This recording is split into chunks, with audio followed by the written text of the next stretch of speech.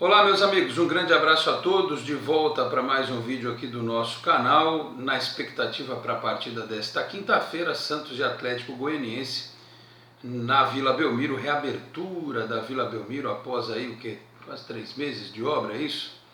Algumas obras pontuais, né? Nada de retrofit ainda, nada de aumento da capacidade, mas o que se promete é uma visão melhor de alguns pontos, pressão maior como era antigamente, porque rebaixaram lá as telas, né, aqueles acrílicos. Houve também uma mudança de posicionamento onde ficavam os repórteres, né? Você tem um recuo diferente atrás dos gols, quem fica ali naquela coreia ali atrás do gol de entrada também vai poder exercer a sua pressão, enfim. Aliás, pressão que só vai funcionar se tiver público, né? Até o momento em que eu gravo este vídeo, 6.500 ingressos foram vendidos. Alguém vai dizer assim, poxa, só isso? No Pacaembu teve 40 mil. Bom, é claro que o ideal é que essa partida tenha pelo menos 10 mil pessoas. Mas se você for pensar na capacidade atual hoje da Vila, né, os caras vendem aí... Aliás, nunca ninguém sabe quantos ingressos eles vendem. Mas lotado dá 13, 14 mil, então temos o equivalente aí a 20 mil ingressos no Pacaembu.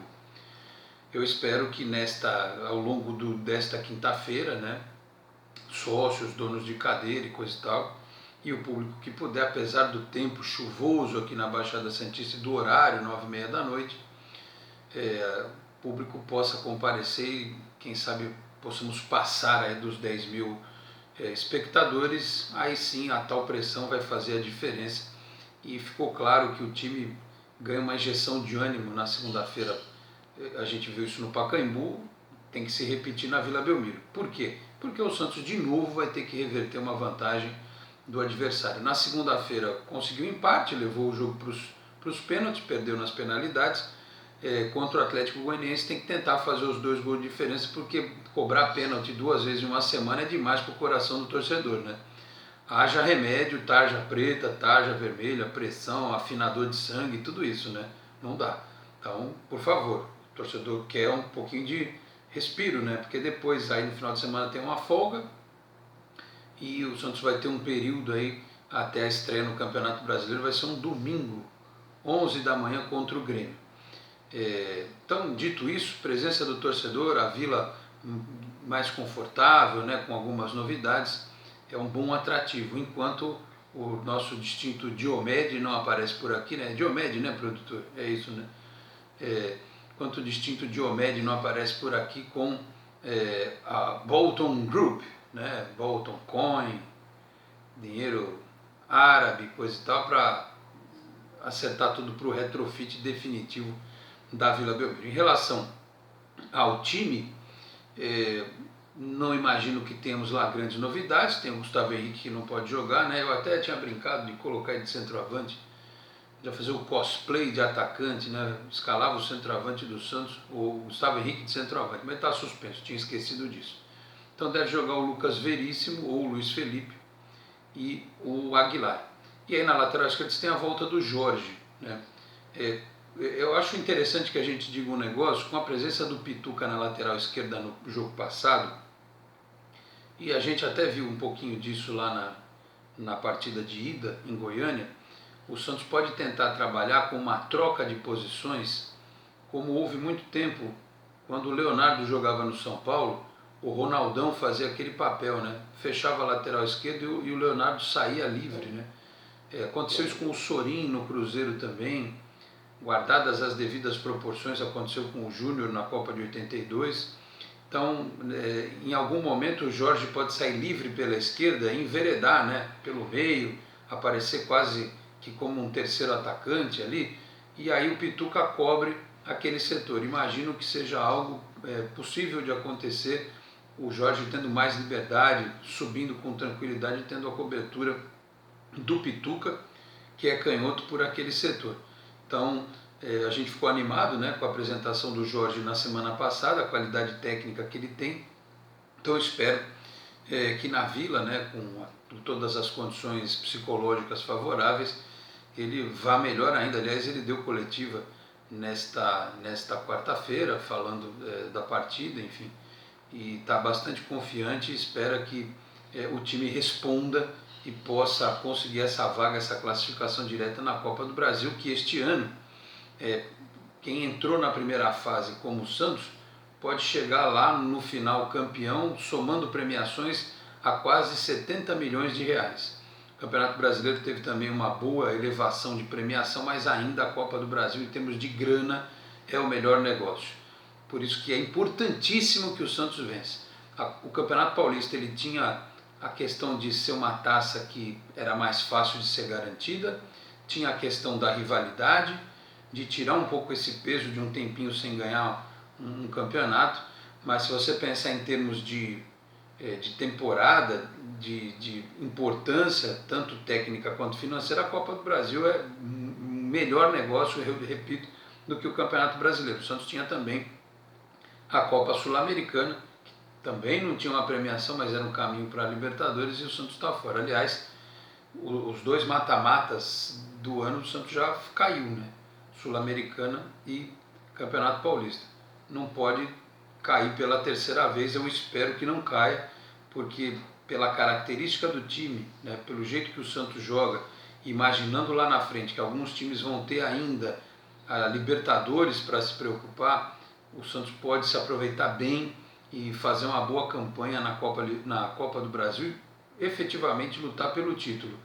E concordo também com aqueles que acham que o Santos foi um time, claro que em as situações pontuais, um jogo absurdo do Novo Horizontino, ou aquele contra o Botafogo em que jogou o time totalmente alternativo, aquilo não deve acontecer normalmente, em sã consciência.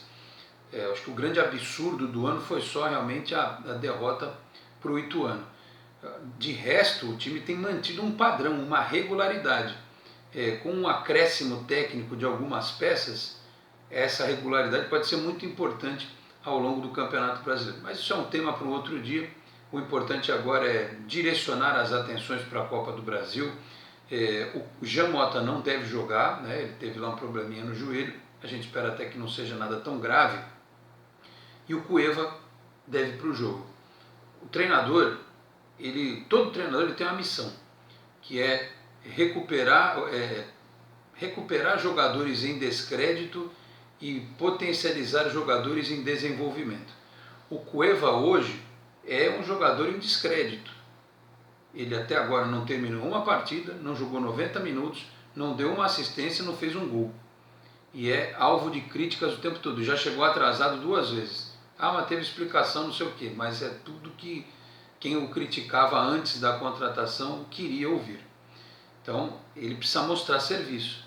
E desta vez, além do Jorge ajudando na criação, ele deve ter aquela trinca de meio de campo que vai permitir a ele a liberdade para encostar no ataque, que é Alisson, a não ser que o São Paulo mude alguma coisa, faça alguma coisa diferente na hora do jogo, o Carlos Sanches e o Pituca. Então, esses caras vão meio que trabalhar para que ele possa, né, criar, conduzir o time e tentar finalizar. Então é um jogo que ele precisa mostrar serviço, começar a mostrar serviço, o distinto Cueva. E na frente é que fica a dúvida, né? Eu já li a escalação com Soteldo e Derlis, ou Derlis. O Paraguai joga, sem dúvida. Agora, o Cueva, o Soteldo é uma incógnita, né, no momento. Principalmente porque a torcida quer, porque quer o Rodrigo jogando. Eu acho que o Rodrigo tinha que jogar, porque já que ele ficou e não foi embora, você tem que aproveitar o máximo possível de tempo desse rapaz aqui, antes de efetivamente ele ir embora. A não ser que na cabeça do São Paulo ele já não conte com o cara e fala assim, bom, se daqui a pouco eu não vou ter ele mesmo, então já vou seguir insistindo com o Soteldo para ver o que acontece. Eu ainda pensaria numa terceira alternativa, não sei qual a opinião de vocês. O Soteldo pela circunstância que eu falei, pelo fato do Rodrigo estar sendo vendido, o próprio Rodrigo, porque o Santos tem que se aproveitar do tempo ainda que resta dele aqui no clube, e a outra alternativa é o Caio Jorge. Diante das circunstâncias do que aconteceu na segunda-feira, eu acho que seria uma boa esse rapaz começar a partida, até para que ele possa talvez tirar um pouco da ansiedade, começar a partida, quem sabe fazer um gol, né? E começar, quem sabe, a tomar conta dessa posição, enquanto um cara como o Fred, por exemplo, que arrebentou no jogo do Cruzeiro nesta quarta-feira, não vem. Um cara como o Fred, não o Fred, né? O Ricardo Oliveira fez gol, mas o time dele tomou uma traulitada, o Atlético Mineiro, né? Perdeu. E o Leverkusen, que alguns acham um gênio da bola, né? Tem uns Espíritos Santo de orelha que acham que o Leverkusen é melhor que que o Sampaoli, né? Parabéns. O Atlético perdeu, mas o Ricardo Oliveira fez o gol dele. Então você precisa arrumar um cara assim. Enquanto não vem, tem que caçar essa alternativa. Se você pensar que o Sacha, por exemplo, é um cara já rodado, que o Felipe Cardoso é um pouco mais velho, um pouco mais velho, coitado, é moleque, mas tem um pouco mais de idade que o Caio Jorge, né? E é um jogador mais plantadão. O Caio Jorge, ele é um misto, né? Ele tem força para ser centroavante, mas é um pouco mais veloz. Diria que ele é um híbrido, no bom sentido, do Felipe Cardoso com o Sacha. E é menino da Vila, é muito jovem, tem potencial, né? A renovação de contrato dele foi muito complexa, e é outro que você tem que começar para jogar, para aproveitar a capacidade dele e ver se ele pode fazer a diferença, ajudar, enquanto o seu centroavante não vem, o nosso centroavante, o cara que vai vestir a 9 e tomar conta da posição. Então são alternativas, até é importante que vocês opinem a respeito disso. Mas o principal é que o time entre com o mesmo espírito de segunda-feira, com a mesma disposição, e é importante que para isso a torcida apoie o tempo todo, né? Faça valer essa reabertura da Vila. A gente está na semana do aniversário do clube, né? Ninguém quer como presente numa semana de aniversário 2 eliminações. Seria muito feio, muito triste para a diretoria, para o elenco e para o próprio torcedor, né? É uma semana de festa. O clube precisa deixar, pelo menos, o time precisa dar uma satisfação para o torcedor nesse sentido, tá certo? Então, meus amigos, por enquanto era isso. Aliás, eu queria agradecer demais a participação de todos. Muitas mensagens lá nos comentários, eu leio sempre que possível. Às vezes demoro para botar aquele coraçãozinho, né, produtor? Tem 2 coisinhas para colocar lá, curtir e um coraçãozinho. Eu, como sou meio vovonauta nessas coisas, não sei se as pessoas veem que eu curti, apertei o coraçãozinho, mas se as pessoas conseguem ver, ótimo.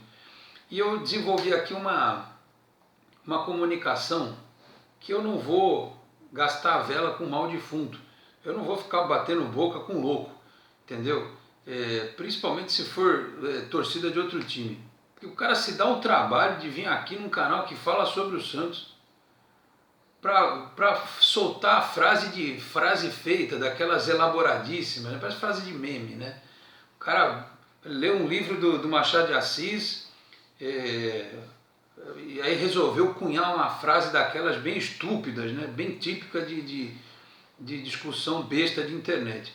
Então, quando a postagem quando a postagem for idiota, eu vou responder assim: Dan. Entendeu? Tio, Dan, vou fingir demência.